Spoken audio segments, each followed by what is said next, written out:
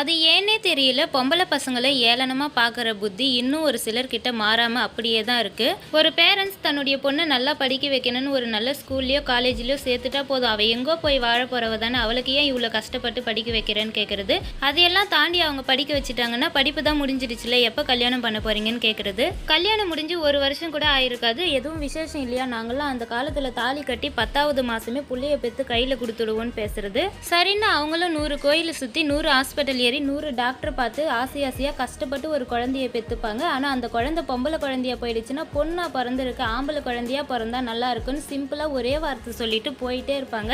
இந்த வார்த்தையெல்லாம் சொல்றது எல்லாமே 99.9% பொம்பளைங்களா தான் இருக்கும். இந்த உலகத்தில் கோடி கணக்கில் செலவு பண்ணியும் அந்த பொம்பளை குழந்தையானா நம்மளுக்கு பிறக்காதா, நம்மள அம்மானு கூப்பிடாதான்னு ஏங்குறவங்க எத்தனையோ பேர் இருக்காங்க. ஃபர்ஸ்ட் குழந்தைங்களா பார்க்கறதுக்கு கற்றுக்கோங்க. ஆம்பளை குழந்தையா பொம்பளை குழந்தையான்னு எடை போட்டு பார்க்காதீங்க.